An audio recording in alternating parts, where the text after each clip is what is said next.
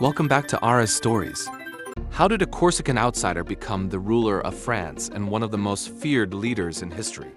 This is the epic rise and dramatic fall of Napoleon. Let's begin. Long ago, in 1769, on the island of Corsica, a baby boy named Napoleon Bonaparte was born into a modest family.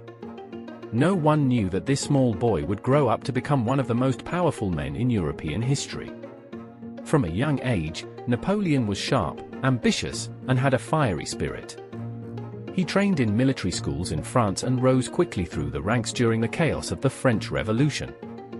By his late 20s, Napoleon became a brilliant general, winning battle after battle with smart strategies and fearless leadership. Soldiers adored him. Politicians feared him. In 1799, he took control of France in a coup d'état and, just a few years later, crowned himself Emperor of the French in 1804.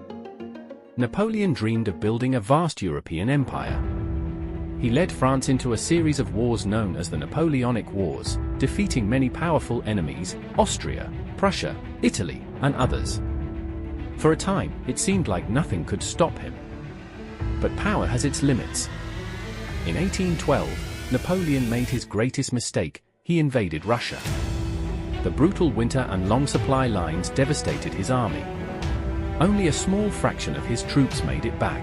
This defeat marked the beginning of his downfall. One by one, European nations rose against him.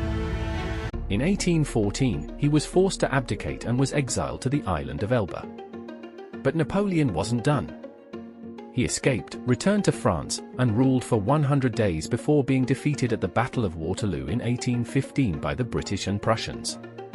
This time, he was sent far away to the remote island of St. Helena in the Atlantic Ocean. He never escaped again.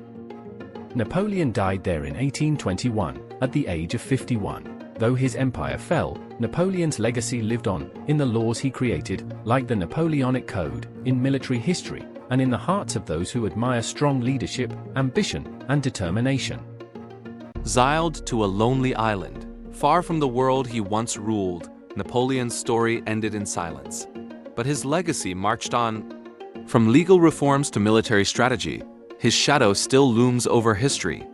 Loved by some, feared by many, Napoleon Bonaparte remains a symbol of genius, ambition, and the price. If you enjoyed this short history of Napoleon, don't forget to like, share, and subscribe for more fascinating stories and animated stories. Thanks for watching.